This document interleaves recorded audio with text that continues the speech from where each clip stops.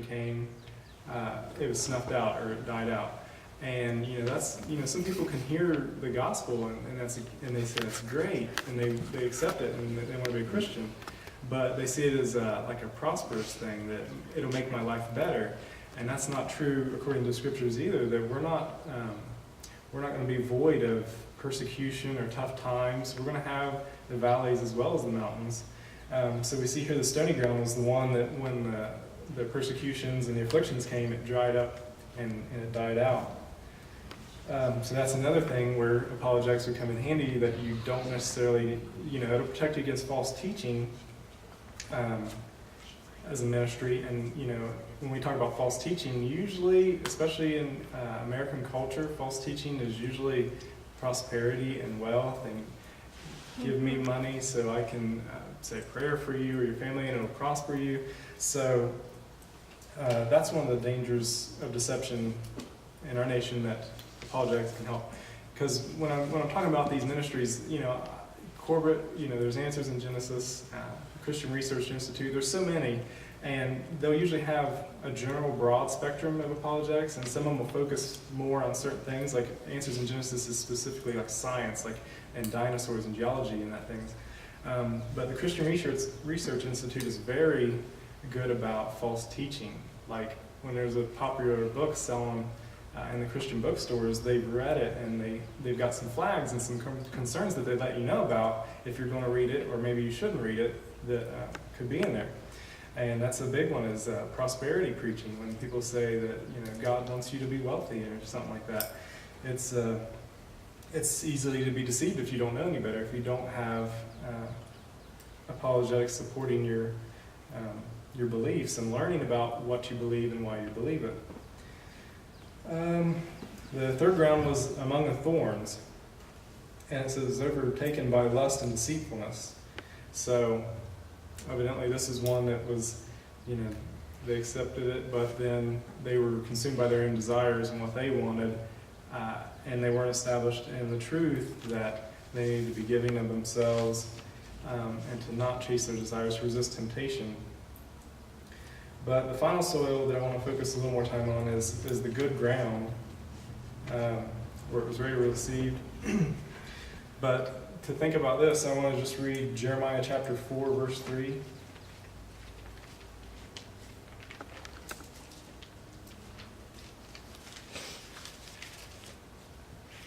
It says, "For thus saith the Lord to the men of Judah and Jerusalem, break up your fallow ground, and sow not among thorns." And when you think of a fallow ground, it's a dried up, hard ground that is not very good. If you're going to garden, that's not where you want to be. You need to till it up. So that's something that apologetics can do. Before the seed is sown, here God says that you need to break up the fallow ground. So when you go out and you're witnessing to people are going to have walls. They may assume they know what a Christian is. So if they know you're a Christian, they may be apprehensive of you. But there's going to be so many different scenarios to different individuals you're talking about. But there's going to be some wall. There's going to be some reason. If people's already been in church, they've heard the gospel, and they're not a Christian, they're going to have their reasons. Or if they haven't heard it, they might be apprehensive, and there might be something in their life that is preventing the seed from being sown. Just like when Corbett talks about creation and evolution. When people believe in evolution, if they believe in evolution, then they don't really necessarily think there's a God.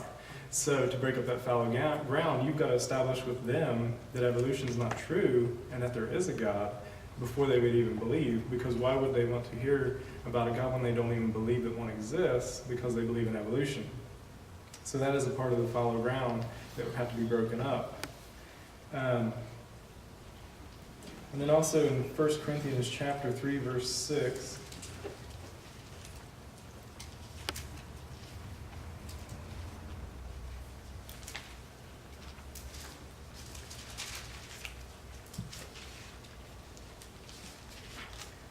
Paul's talking here and he says, "I have planted and Apollos watered, but God gave the increase."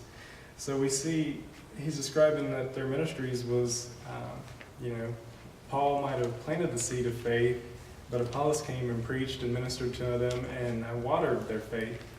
And that's another part of apologetics, is when you're studying apologetics, if you're going to be reading certain things like this, you're learning, and that's what God wants us to do, is to learn of Him.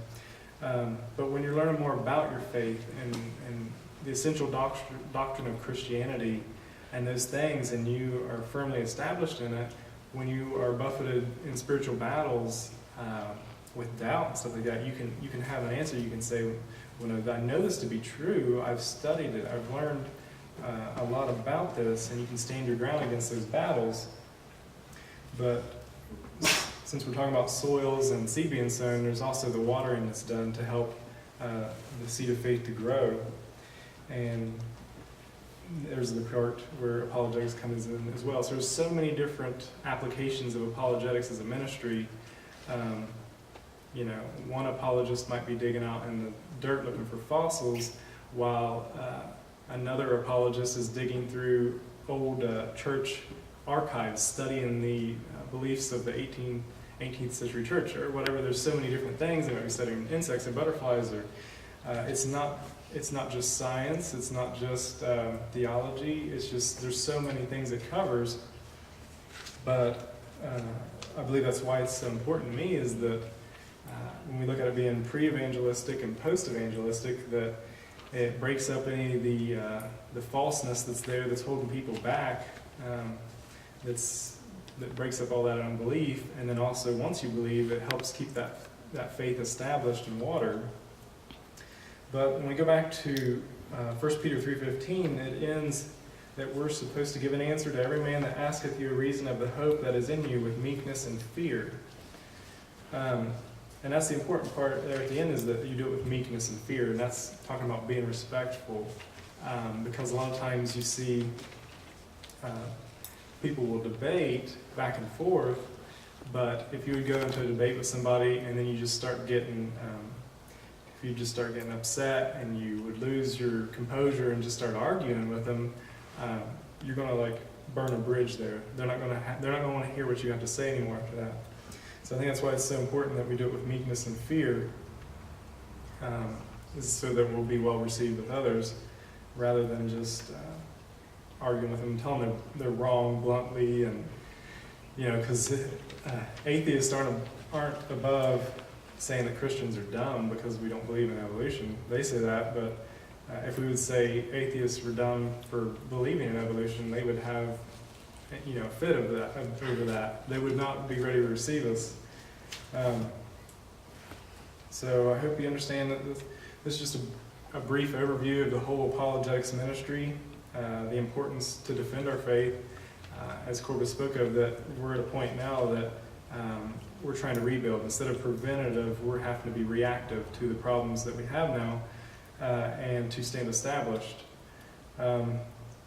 But that it's also good for our defense in our spiritual lives, in our faith, and that it's also a very important tool when it comes to witnessing, being able to know your audience. As it said, to break up the fallow ground, you'd have to know that was fallow ground when you came across it.